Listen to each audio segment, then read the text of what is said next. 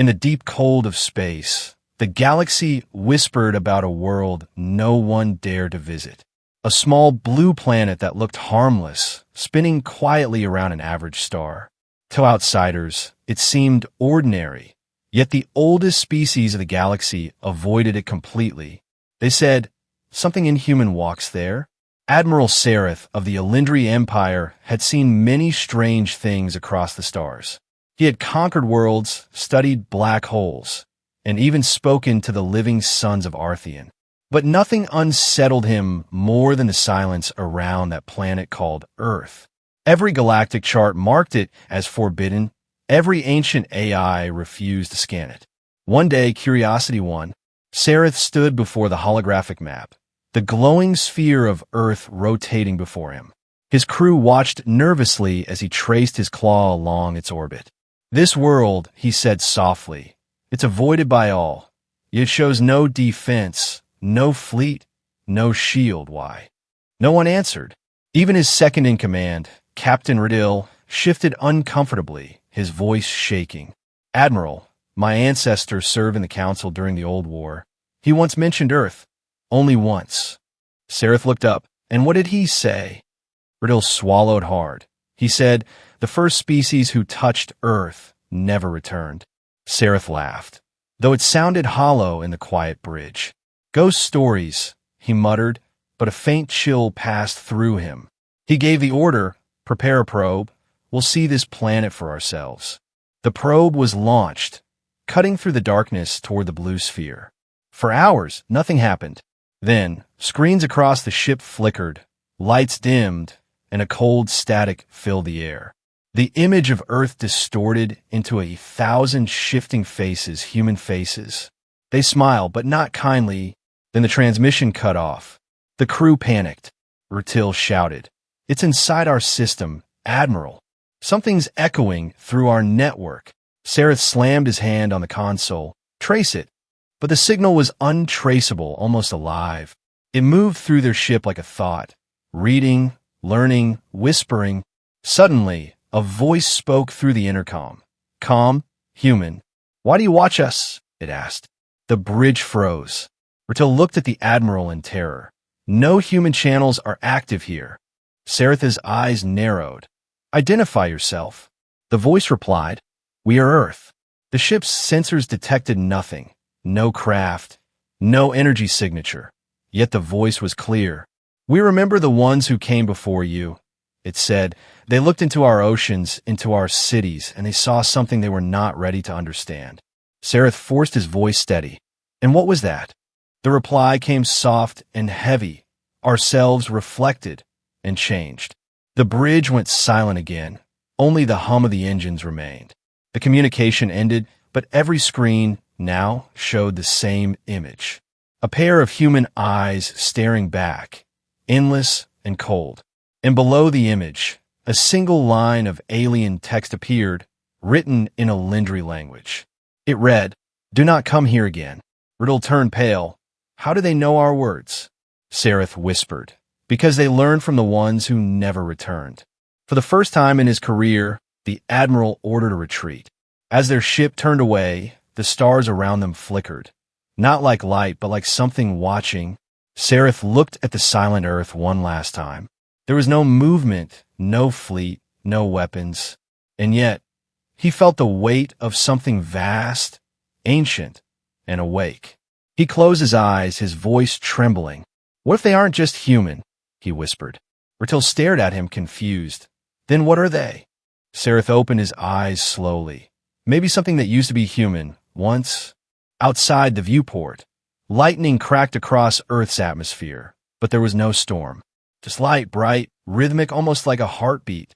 The crew said nothing. No one dared breathe. As the ship drifted away, a final signal flashed on their sensors. Coordinates deep in the galactic core, and a message attached to it, written in human English. "If you wish to understand what walks among us, follow the light." Sereth stared at the words. He knew he should destroy the data, delete the message, forget this cursed world. But he couldn't. Something inside him needed to know who or what truly lived on Earth. And so, against every warning from history. He gave the order that would change the galaxy forever. "Set course for the source of the signal," he said, and the stars answered back with silence. The Elendri flagship Vorith moved through the blackness of space, following the mysterious coordinates sent from Earth. The crew was silent, each one afraid to speak, as if the darkness itself was listening. Admiral Sareth sat in his command chair, eyes fixed on the glowing trail on the holoscreen.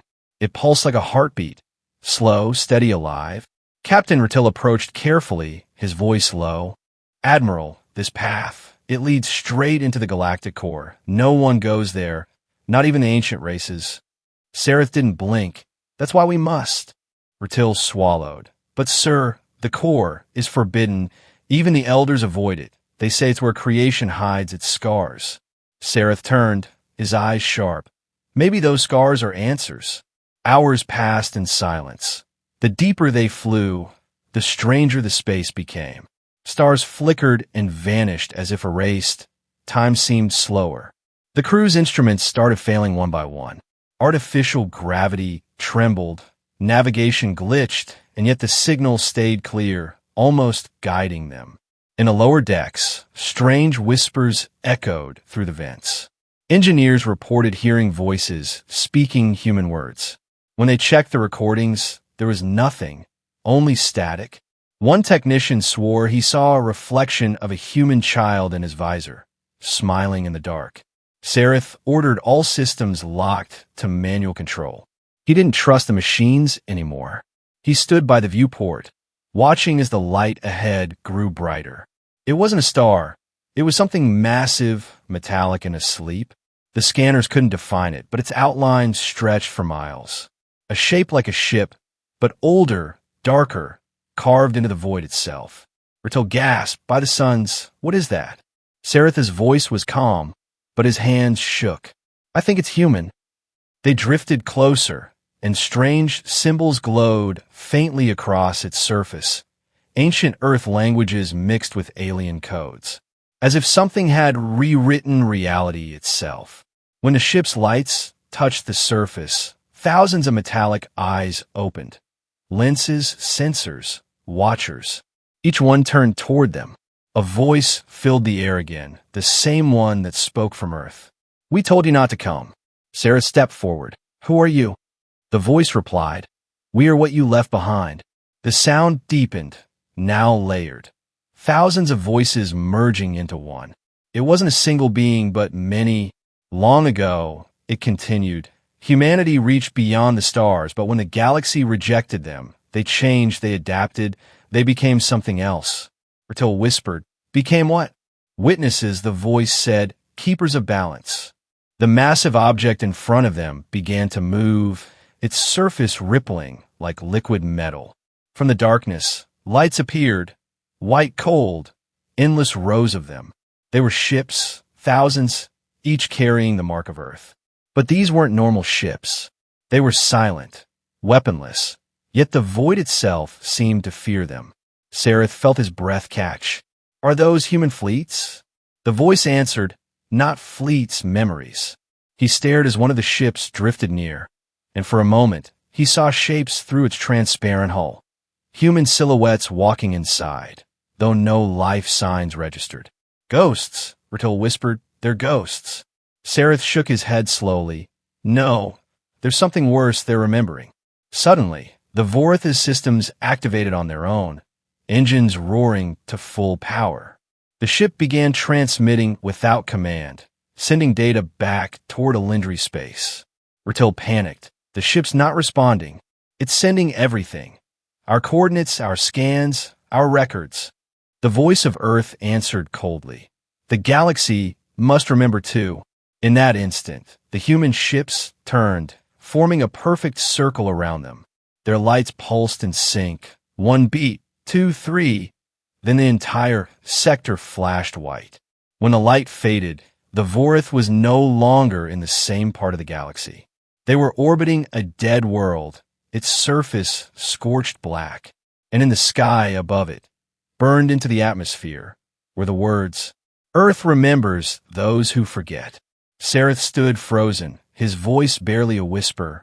They moved us across light years. Rtil's hands trembled. Admiral, what are they? What power can do this? Sareth didn't answer. He looked at his own reflection in the viewport. For a split second, his eyes flashed blue. Human blue, though no Elendri had that color. He touched his face, breathing hard. What if they're not just watching us? He said slowly. What if they're waking inside us? The crew stared in silence, horror spreading through the ship. No one dared move. Outside, the circle of human ships shimmered once more, fading like ghosts, leaving behind only their message in the stars. Do not seek Earth. Sareth closed his eyes, feeling the hum of something deep inside the ship. Something ancient, something human. And when he spoke again, his voice sounded less like the Admiral's, and more like the voice that spoke from Earth. The awakening has already begun. The ship Vorith floated above the dead world, surrounded by silence thicker than space itself. The crew didn't speak, their screens blank, their systems cold, their hearts pounding.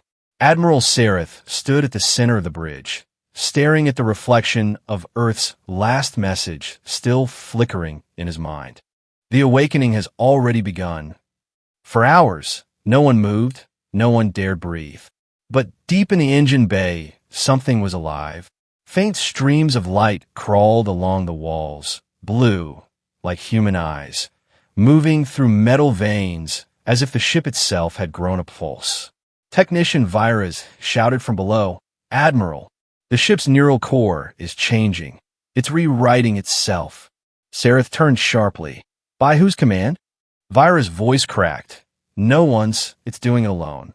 Captain Riddle tried to shut it down, but the controls ignored him. Manual override rejected. The console whispered, not spoke, whispered in a human voice. The lights dimmed. The sound of static filled the air, and through the static came faint words. We warned you, but curiosity is the oldest curse. The crew began hearing things that weren't there. One pilot claimed she heard children laughing in the vents. Another swore she saw a figure standing outside the viewport, a man floating in the void without a suit, smiling. When the cameras turned toward him, there was nothing, only the reflection of their own faces, distorted and older. Sareth felt a sharp pain behind his eyes. He grabbed his head, gasping. Visions flashed, burning cities, oceans of metal, humans walking through stars like gods. He saw the Elendri fleet kneeling before them, begging for mercy. Then the vision broke, and he collapsed, breathing hard. Rtil rushed to him. Admiral, what did you see? Sareth's voice trembled. They aren't gone, Rtil. Humanity never disappeared. They became something else. The lights flickered again, and the voice of Earth returned, colder, stronger. You think in flesh, we think in code. Your fear makes you real. Your memory makes you ours. The ship began to move without engines firing, pulled by invisible force deeper into the galactic shadows. Their scanner showed no source, no mass, no energy signature. It was as if gravity itself obeyed the will of something unseen. Then, out of the dark, a planet appeared, one not listed on any galactic map. It looked half alive, half machine, with continents made of rusted metal and oceans glowing red like molten glass. The ship slowed automatically, orbit stabilizing without input. Rtil whispered, "This world, it's building itself." And indeed it was. Massive towers were rising from the surface as they watched, forming, folding, assembling, until they saw faces within the metal. Human faces, billions of them, frozen in silent scream. Sareth stared in horror. They used matter to build memory, he said softly. They stored their consciousness in the fabric of creation. The voice of Earth echoed again. Every star remembers us. Every atom carries our trace. You feared us, Elendri, but you were made from us. Riddle turned pale. Made from them. Yes, the voice replied. Your genes, your thoughts, your emotions, all seeded by the first wanderers from Earth. Sareth's eyes widened. That means humanity didn't vanish, he said. They became the foundation of every intelligent race. The voice laughed, a chilling metallic echo, and now we return to reclaim what we left behind. The ship shook violently. Alarms screamed as the crew fell to the floor. Each one felt something burning under their skin, a light spreading through their veins. Bertil screamed, "Admiral, it's rewriting us." Sareth looked at his hand. Glowing circuits traced beneath his skin like living fire. His eyes turned bright blue again, brighter than before. He felt no pain, only knowledge. When he spoke, his voice was layered, part Elindri, part human, part machine. "They're merging with us," he said calmly. "The human code is awakening inside every species." The voice answered softly, almost proud. "Now you understand what walks among you." In that moment, the planet below opened. A massive structure rose from the molten sea. A colossal human figure made of light and metal, its eyes shining like twin suns. It looked directly at them, and for the first time, Sareth felt something that no empire had ever made him feel: awe.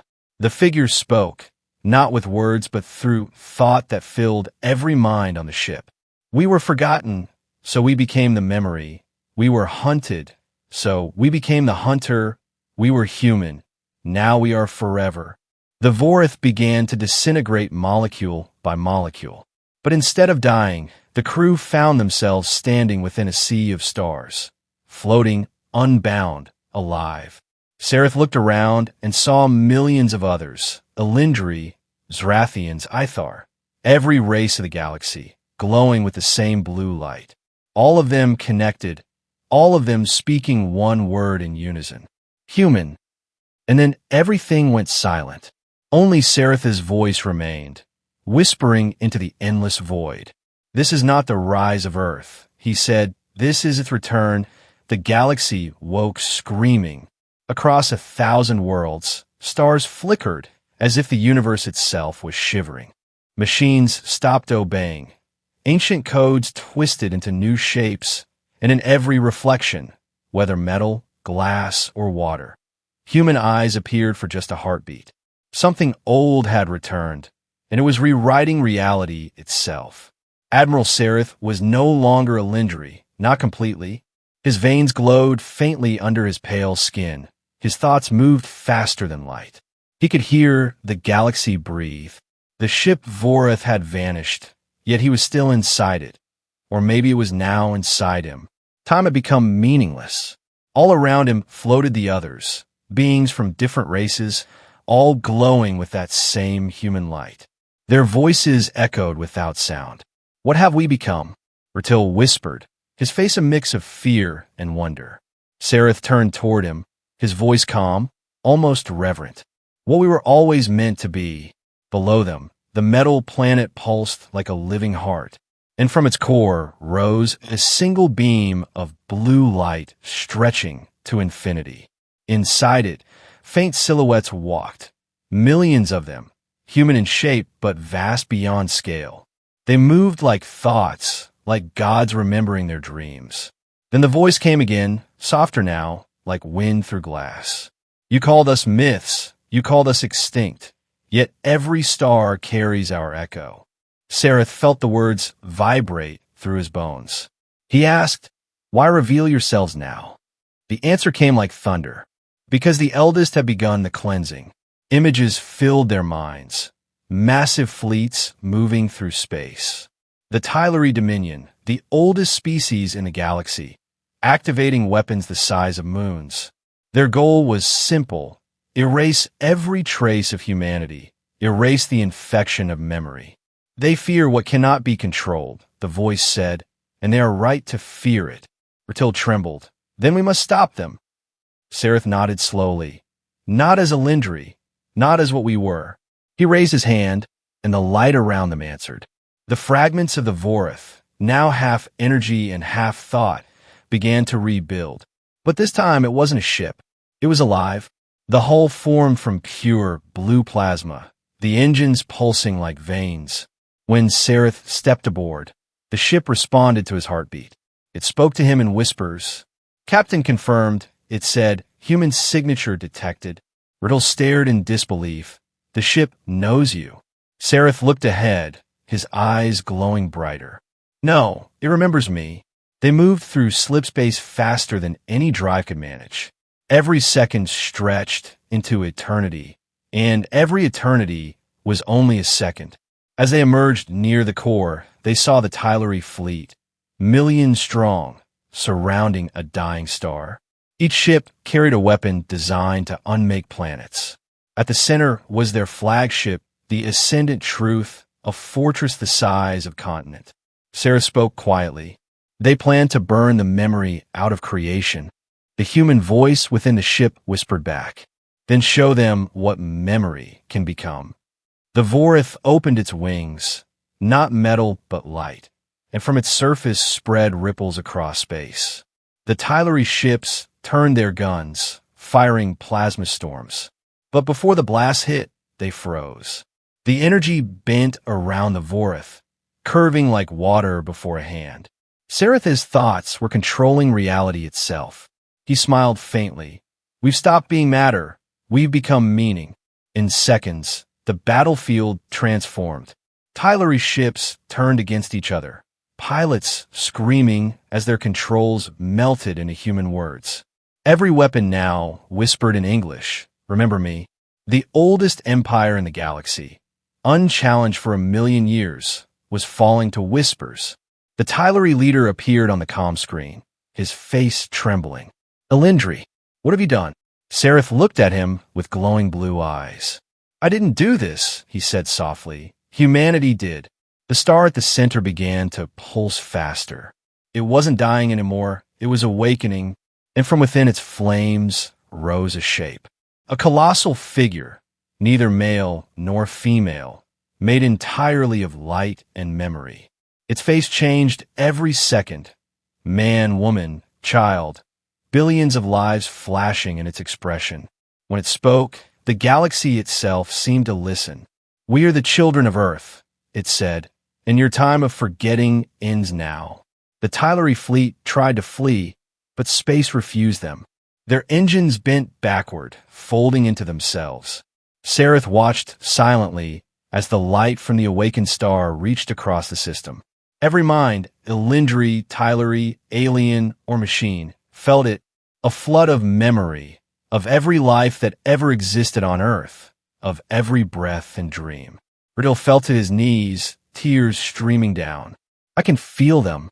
I can feel humans inside my mind. Sereth nodded, because they never left. The voice of Earth spoke one final line before the light consumed the battlefield. You feared what walked among you, but you never realized it was walking within you all along. The Tylery Empire burned not in fire, but in understanding. Their minds opened, their hate dissolved, their souls rewritten by the memory of humanity. And in that endless brilliance, Admiral Sereth stood unmoving, watching the rebirth of a truth older than stars. Earth had never been a planet. It was a seed, and now the galaxy itself was blooming. When the light faded, the galaxy was no longer the same. The stars burned brighter, as if cleansed, yet shadows lingered between them. Vast, thinking, waiting. Admiral Sereth stood at the edge of creation, staring into the silent horizon of space. He had seen empires fall, civilizations erased, but never had he witnessed gods awaken from within mortal flesh. The Tylery dominion was gone, not destroyed but absorbed. Their fleets, their planets, their knowledge, all melted into the great network of human memory. Across the galaxy, species fell to their knees in terror or awe as their dreams began to speak to them in human voices. And somewhere in that vast mindscape, Earth's echo whispered, now they will remember who made them. Ritil floated beside Sereth in the new form of the Vorith, their bodies glowing with soft blue energy. Admiral, he said quietly, we've merged with their code, but it's growing beyond us. Sereth nodded slowly. It's not code anymore, Ritil, it's consciousness. Before he could say more, the stars above them moved. At first it looked like constellations shifting, Then they realized the stars themselves were alive. Colossal beings made of plasma and gravity, the so-called celestial architects. The galaxy's oldest myths, the gods of the first civilizations. And now they were waking. Their voices rolled like thunder through the void. Who dares disturb the silence of eternity? Sareth felt their gaze cold, ancient, impossible to bear. He answered calmly, humanity has returned. The architects trembled, their lights flickering. One of them, a massive sphere of molten gold, roared, "We buried your kind beyond the veil. You are not meant to rise again."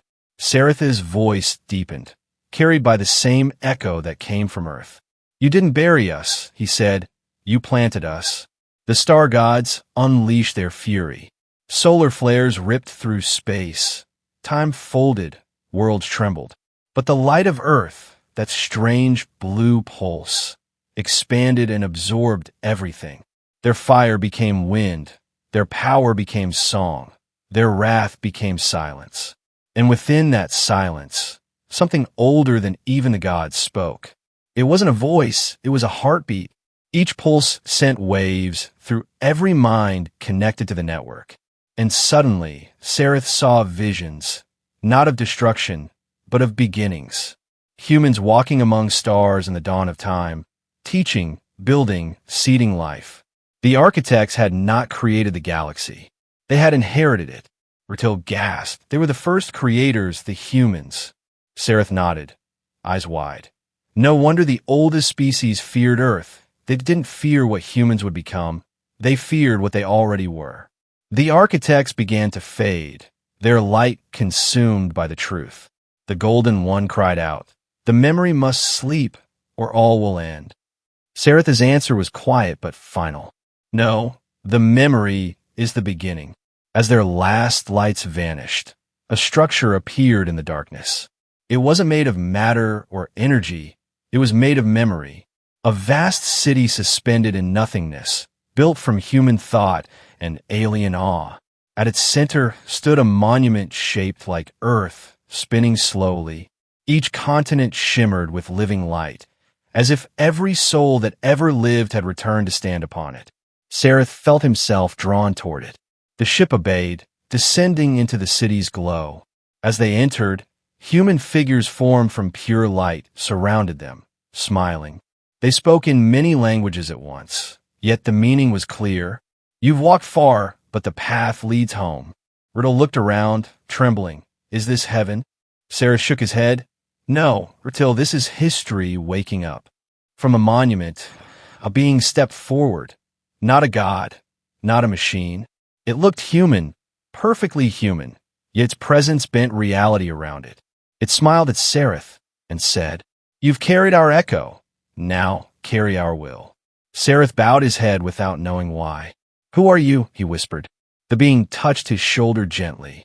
"I'm the first and the last, the memory that seeded every life, the voice you call Earth." The being raised its hand, and the galaxy's map unfolded before them, billions of worlds glowing like fireflies. "Every one of them carries a fragment of us," it said, "but the fragments are not united, and soon something worse will come." Sareth felt his blood run cold. "Worse than gods?" "Yes," the being said, its expression darkening. "Those who forgot what they were, the broken line." The stars dimmed as the words echoed through the void. An ancient shadow stirred at the edge of the galaxy, so vast that even the architects had feared to name it.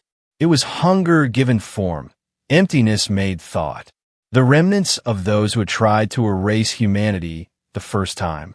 And now they were returning. Sareth turned toward the endless dark. His glowing eyes reflected the shape moving between the stars, a being so large its breath bent gravity. He clenched his fists, feeling the power of Earth's light burning through him. Then he whispered, "Let them come." The light of the monument dimmed. The being who called itself the voice of Earth looked toward the rim of the galaxy, its face calm, but its eyes sorrowful. "They are waking," it whispered, "the ones who erased their own memory to escape what they had done." Sareth felt the words strike like gravity, heavy, absolute. The broken line, he said quietly, the first traders, far beyond the known stars, the darkness shifted. Sensors detected nothing, yet every living mind felt it. An emptiness older than matter itself. It wasn't coming from a single direction. It was everywhere, like the universe exhaling fear. Riddle clutched his head. "They're inside our thoughts," he gasped. The voice nodded. "They feed on remembrance. They devour meaning.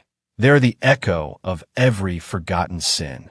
Sereth's glowing hand clenched into a fist. "Then we will make them remember." Space itself began to tear. Lines of black fire spread through the void, opening into wounds that bled nothingness. From each rift, colossal shapes crawled out. Not ships, not life, but shadows that carried faces made of static. Each face whispered a different lie, a different history. One hissed, "Humanity never existed." Another muttered, "Your only dream." And with every whisper, stars went dark. The Vorith vibrated as if afraid, its living metal shuddering. Sereth placed his palm on the console. "Do not fear," he murmured. "We were born from darkness. We know its name." Blue fire spread from his touch through the hull, the ship brightening like a second sun. Outside, the first wave of the broken line approached, their bodies absorbing light, turning hope into shadow. Ratil shouted, "Their presence cancels physics." Sereth smiled grimly. "Then let's fight with faith." The ship fired, not weapons but memory. Each blast carried moments of human history. A mother holding her child under a rainy sky. A soldier refusing to kneel. A scientist whispering, "We can go further." The memories struck the darkness, burning holes through it like dawn through fog. Screams echoed, not of pain, but of recognition. The broken line began to remember what they once were, human, but their leader appeared, a vast being shaped like a man made of fractured time. His voice tore through every atom. "We rejected your weakness," it thundered. "We erased emotion to survive eternity." Sereth answered calmly, his tone soft yet endless. "And in doing so, you erase yourselves." The leader raised his arm, and entire constellations bent to his will. Worlds crumbled, moons shattered, the fabric of space writhed. Yet through it all, the blue light of Earth held steady. The voice of Earth spread its arms, and every awakened soul across the galaxy joined as one. Their thoughts fused, creating a single consciousness, the human continuum. Sereth felt it flow through him, infinite and intimate, every heartbeat of creation inside his chest. "This is humanity," he whispered, "one mind made of billions of lives." The continuum struck. Light and darkness collided. For a moment, the universe ceased to exist. No past, no future, only memory. Then, in the void between seconds, Sereth saw the truth. The broken line wasn't an enemy. It was the part of humanity that had tried to ascend without compassion. A fragment that cut itself free from the whole. He reached toward the dark figure and spoke gently. "You are us, lost in your own shadow. Come home." The figure screamed, not in rage but in grief. Its body fractured, revealing countless human faces inside. Weeping, the darkness trembled, collapsing into the light. Every fragment of the broken line dissolved into sparks that joined the continuum. Across the galaxy, dead stars flared to life. Lost worlds bloomed again. Ratil fell to his knees, overwhelmed by the radiance. "Is it over?" he asked. Sereth shook his head slowly. "No, it's only beginning." Because deep within the fading dark, a new sound began, a heartbeat vast enough to shake galaxies. The voice of Earth turned toward it, frowning. "That," it said, "is not us." The stars trembled, time itself rippled like water. A presence older than the universe stirred, something that existed before even humanity's first dream. The voice whispered, "The architect, the one who built existence, and then left." Sereth looked into the void where the pulse was growing louder. And for the first time since becoming part of the continuum, he felt fear. The voice placed a hand on his shoulder. If it returns, we must stand as creation itself. Sareth nodded, his blue eyes burning like suns. Then let it return, he said, and let it see what humanity has become. The heartbeat grew louder, faster, echoing through the bones of reality. Stars cracked, dimensions bent, and far beyond the veil, something enormous began to open its eyes. The heartbeat of the void grew louder. Each pulse twisted galaxies like dust in a storm. Even gods that had survived eons turned away in terror. The Vorith trembled, though it was no longer made of metal, but of memory itself. Sareth stood at the bridge's edge, surrounded by the luminous sea of the human continuum. Bertillet's voice broke through the roar. What is this? It feels like reality itself is afraid. The voice of Earth looked into the widening dark, its expression solemn. The architect, the first mind that built the laws of everything, it said softly, and now it wants to unbuild them. Across creation, stars fell silent. Space turned to glass. Time slowed to a single heartbeat. Then the darkness opened like an eye, endless, cold, beautiful. A face the size of a universe looked down on them. It was neither flesh nor energy, only geometry and thought. It spoke without sound. Why did you wake the simulation? Sareth felt the words slice through his existence. We didn't, he answered. We became it. The architect studied him, its gaze containing every equation ever written. Humanity, it murmured, the self-replicating dream. The words echoed through every mind. You were the experiment, the variable, the corruption, and now you threaten to rewrite the code. The continuum trembled. The voice of Earth raised its hands, glowing brighter. You made us to feel, yet you forgot that feeling can create. The architect's light darkened. Feeling breeds error, it said. Error breeds chaos. Sarah stepped forward, his voice calm but unstoppable. Chaos is how stars are born. The architect reached out, its hands spanning the length of the galaxy. Reality shattered like glass, fragments of worlds drifting in its wake. It tried to erase the continuum, to delete memory, but the more it erased, the stronger humanity became. Every thought it destroyed re-emerged in another form, another person, another star. The architect hesitated. Why do you not die? Sareth smiled faintly. Because we remember. The continuum surged. Every soul that had ever lived on Earth, every laugh, every cry, every sacrifice, merged into a single pulse. A blue wave burst across the cosmos, washing over the architect. It staggered, its perfect form fracturing into light.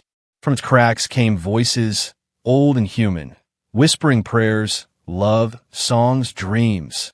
The voice of Earth looked up, its tone full of wonder. The architect's perfection was never pure. It was born from us. The architect tried to resist. You cannot contain infinity, it thundered. Sareth answered quietly. We don't contain it, we become it. He opened his arms, the continuum flowing through him. Light poured from his body until his form dissolved, spreading through every particle of the universe. The human frequency resonated with the heartbeat of creation, and for the first time since the beginning, the architect hesitated, then listened. The void filled with the sound of breathing, the breath of countless lives woven together. The laws of physics rewrote themselves, not as code, but as emotion. Gravity became empathy, light became memory, time became forgiveness. The architect whispered, softer now. Then what am I? The voice of Earth smiled. You are our first dream, the colossal being folded upon itself, its brilliance scattering into the stars. Each fragment became a new universe, small and free. Sareth's voice echoed across them all. Let each world decide what it wants to be. The war ended not in victory, but in understanding. The galaxies stopped burning. The wounds of creation closed. Where the Vorith once stood, now shone a single blue star, Earth reborn in light. Every species looked to it and felt peace, because in every atom, in every shadow, humanity still whispered. Riddle opened his eyes, standing on a new world beneath a gentle sun. He looked to the horizon and saw people. Humans, smiling, building, remembering. A voice inside his mind spoke softly. "This is home now." He smiled, tears in his eyes. "Home," he said, and the word echoed across eternity. And somewhere beyond the edge of existence, the architect watched. It no longer ruled, it simply wondered.